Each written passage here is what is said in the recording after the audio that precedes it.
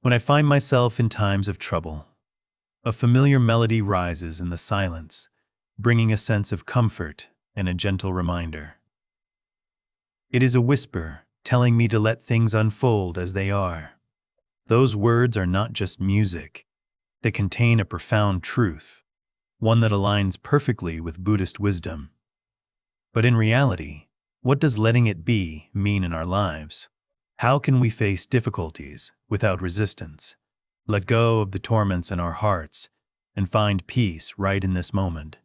Today, we will look deeply into the Buddhist wisdom behind this seemingly simple advice and explore how it can gently transform our lives from within.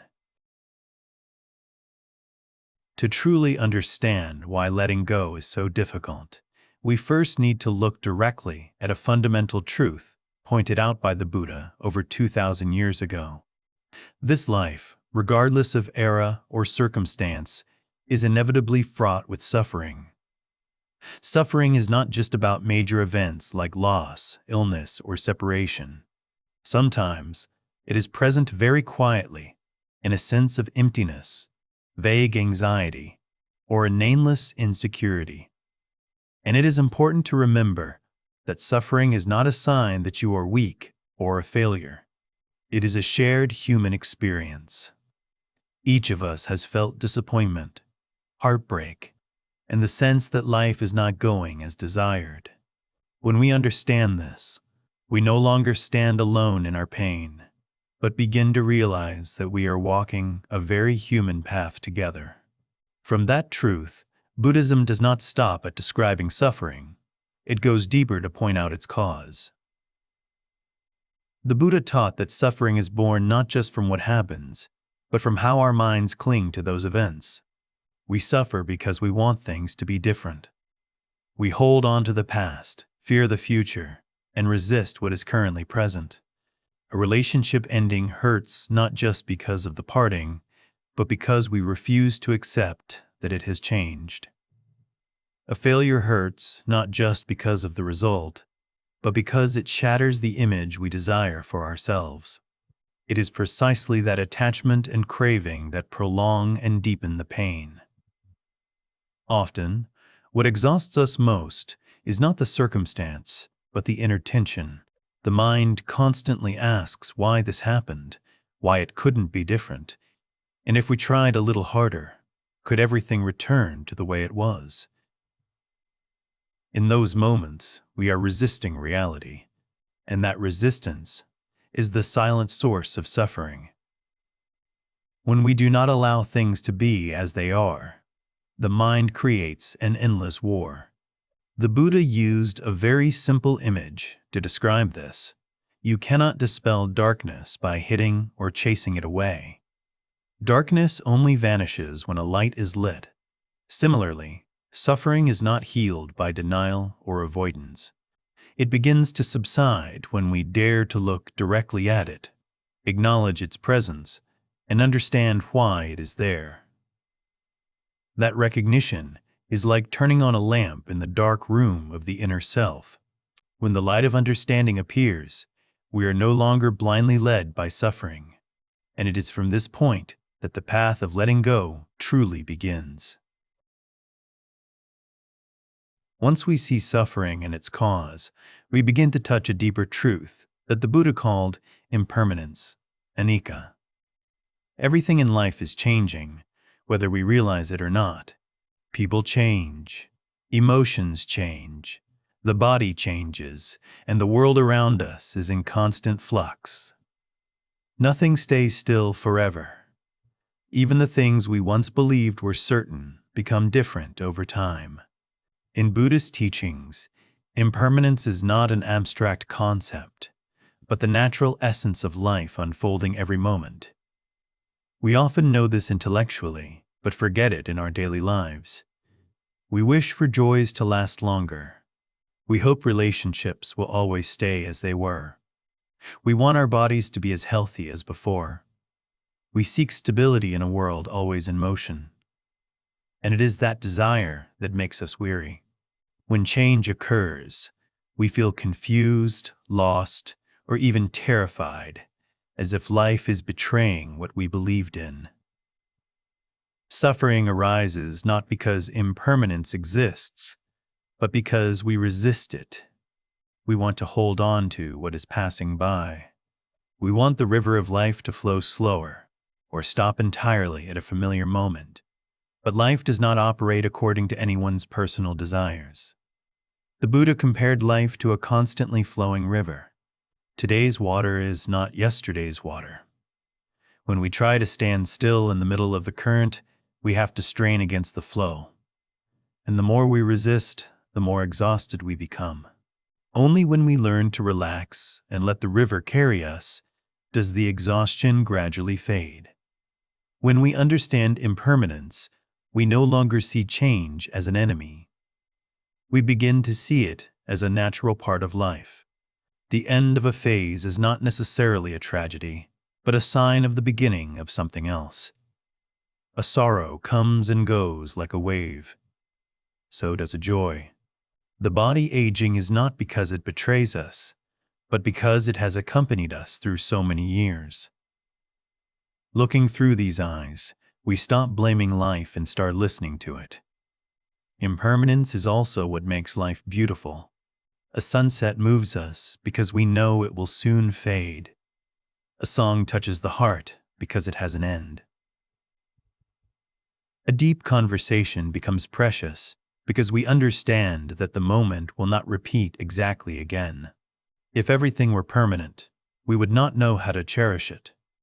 It is fragility that makes us more fully present with what we have. When facing change, instead of asking why this happened, we can gently ask what we are learning. When joy comes, we allow ourselves to live fully in that moment without the fear of losing it.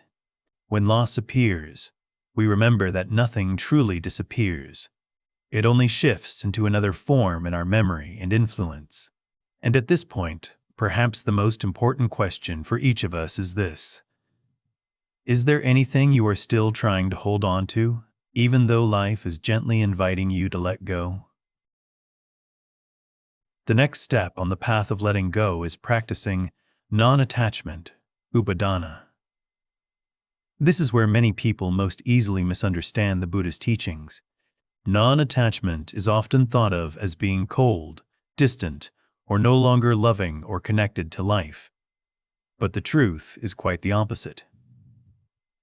Non-attachment is not leaving life, nor is it cutting off emotions. It is a way of living fully with the world without letting yourself be bound by it. Non-attachment doesn't teach us to turn away from joy or sorrow. It teaches us to stay with both without being swept away. We can still love deeply, care sincerely, and strive with all our heart. But we do not let those things become ropes that tighten around our soul.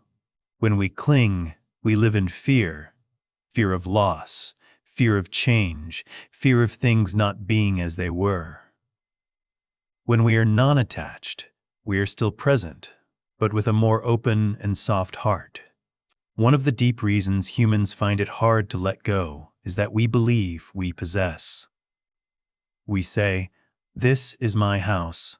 This person is mine. This body is mine."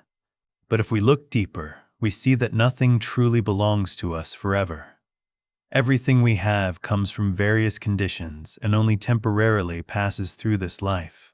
The house we live in once belonged to someone else and will eventually belong to another. The items we cherish will grow old, break, or no longer follow us.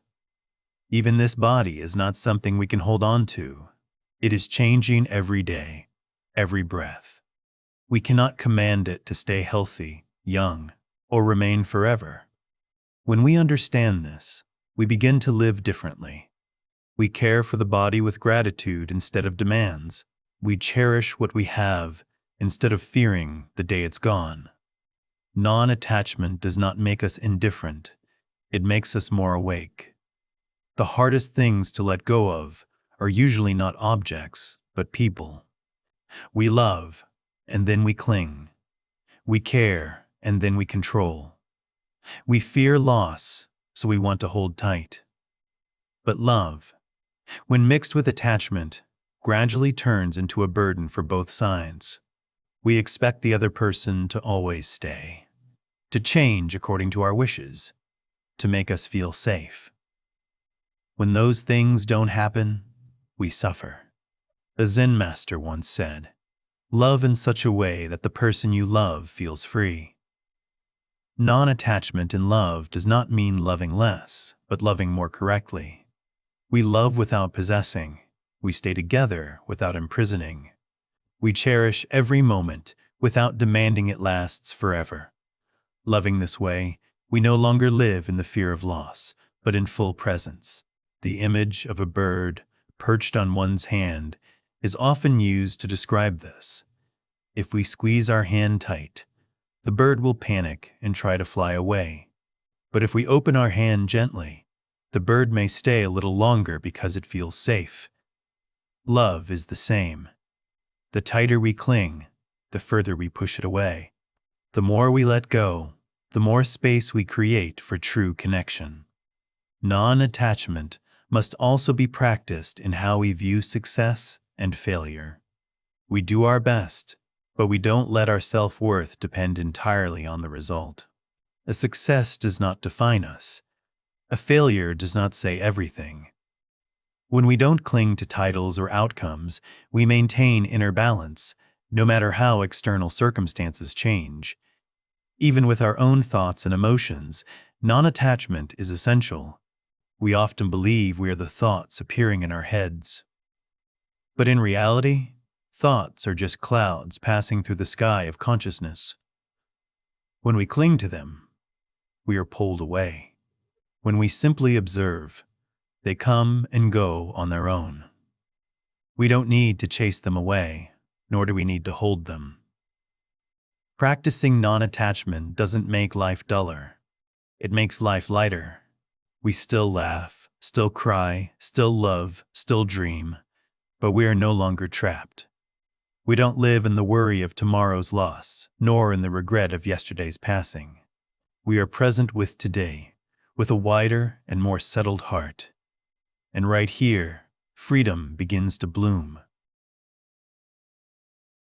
Patience is one of the hardest qualities to practice in modern life. We live in a world where everything happens rapidly. News updates every second. Results are expected immediately. Answers must come fast. Changes must be visible. When things don't happen at that speed, the mind begins to stress. Restlessness appears. And from there, suffering silently arises. In Buddhist teachings, impatience is not merely a bad habit, but a form of resistance. When we lack patience, we are resisting the present moment. We are saying that this moment is not good enough, that it needs to be different, faster, more pleasant. But that attitude ensures the mind never rests. We are always waiting for an imaginary future, while real life passes before our eyes. Acceptance is often misunderstood as resignation or giving up.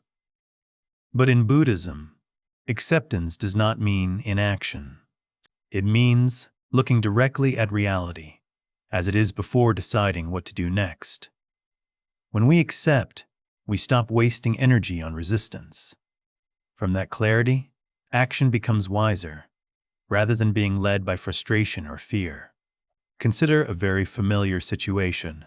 Standing in a long queue, everything moves slowly. The mind becomes impatient. You constantly check your watch. You pick up your phone and put it down. You sigh. You complain in your head. The line doesn't move any faster. The only thing that has changed is your internal state. Resistance doesn't make the circumstance disappear, but it makes the experience heavier. If, in that same situation, you choose to accept, everything changes in a very different way. You realize that right now, you are standing here. You cannot make the line shorter, but you can breathe deeper. You can feel your feet touching the ground. You can observe your surroundings. The external circumstance remains the same, but the mind has calmed down. Acceptance doesn't change the event, but it changes how you live with it. This is also true for larger challenges in life. A delayed goal, a struggling relationship, a healing process taking longer than expected. Suffering comes not from the challenge itself, but from the desire for it to end immediately. When we force ourselves to move faster than our true capacity, we don't create growth, we only create more pressure. Inner development always takes time. A person learning to face fear cannot force themselves to be calm overnight. A person practicing meditation cannot expect the mind to be completely silent in the first few sittings. A hurting heart cannot be healed by force. All profound transformation happens gradually, like a seed needing time to sprout and grow. Patience, therefore, is not passive waiting, but trust. Trust that every small step is meaningful. Trust that the process is unfolding even if the naked eye cannot yet see the results. When we stop forcing, we create space for natural change to appear. And that space is exactly what the mind needs most. This message is encapsulated in a very simple reminder: let it be.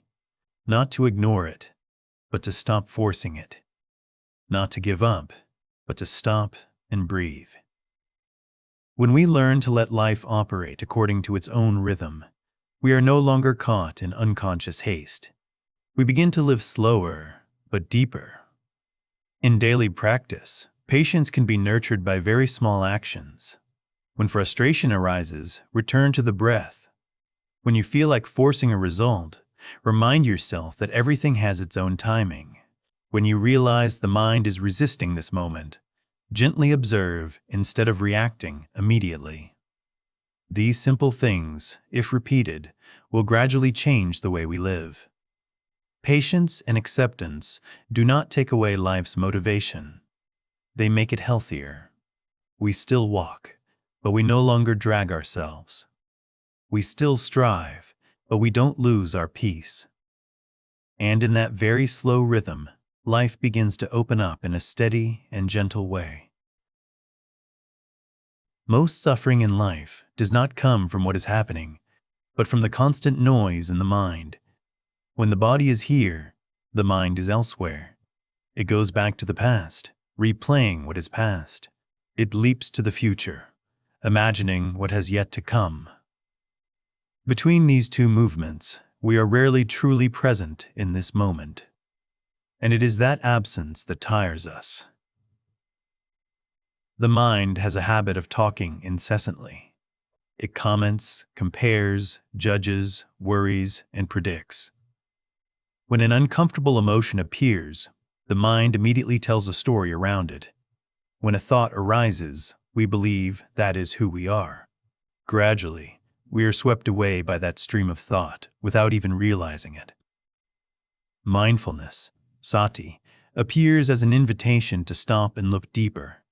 In Buddhism, mindfulness is not about trying to empty the mind. It is the ability to recognize what is happening as it is happening with a non-judgmental attitude. When there is a thought, we know there is a thought. When there is an emotion, we know there is an emotion. We don't need to chase it away, nor do we need to hold on to it. Simply recognize. That recognition is like a shining light, helping us no longer be swept away unconsciously. When mindfulness is present, letting go is no longer an abstract idea. It becomes a lived experience. We don't let go by forcing ourselves to forget, but by seeing clearly. When we see clearly that a thought is just a thought, its weight naturally decreases. When we realize an emotion is just a temporary state, we no longer fear it as before. Mindfulness does not only exist on a meditation cushion or in quiet moments. It is practiced in very ordinary tasks. When eating, we can truly eat. Feeling the taste of the food, recognizing the movement of chewing and swallowing, knowing we are nourishing the body. When eating mindfully, We don't just consume food, we nourish presence.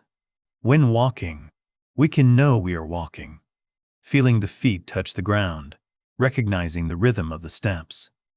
No need to walk faster or slower. Just walk and know that you are walking.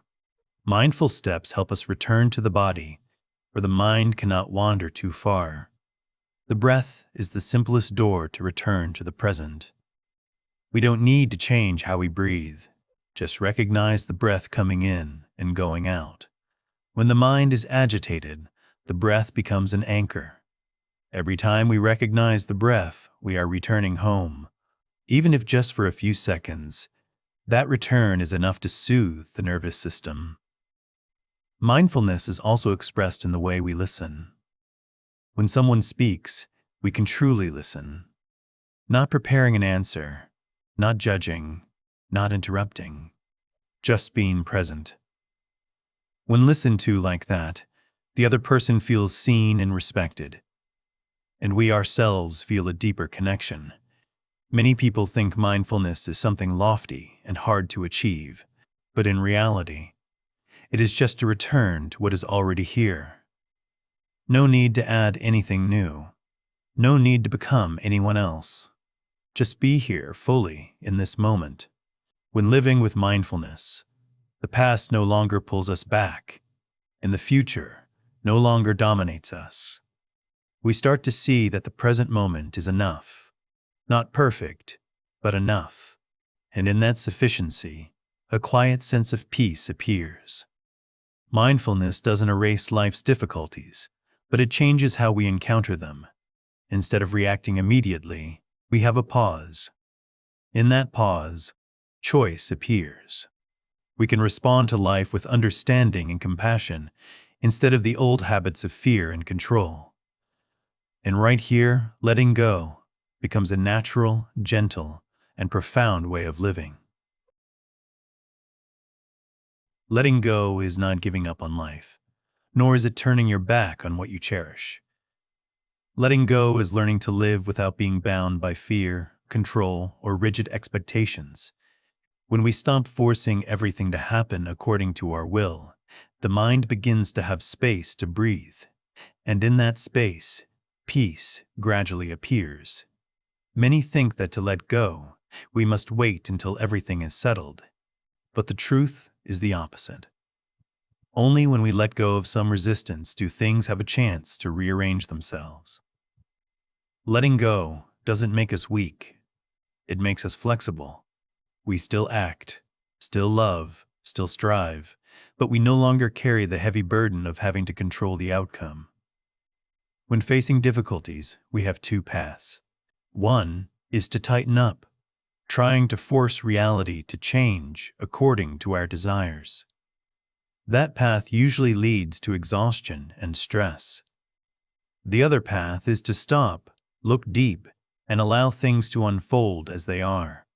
This path is not always easy, but it opens up relief from within. Buddhist wisdom does not promise a life without challenges. It points to a different way of living amidst those challenges. When we learn to accept impermanence, practice non-attachment, nurture patience, and live with mindfulness, we are no longer swept away by the storms. We are still in the current of life, but we are not submerged.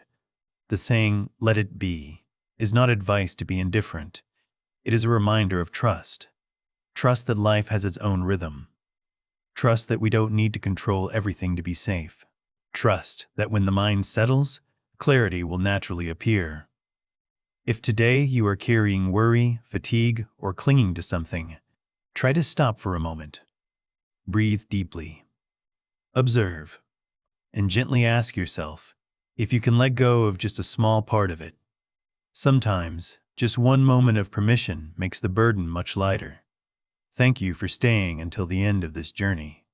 If today's sharing touched you, please stay with the channel to continue nurturing peace every day.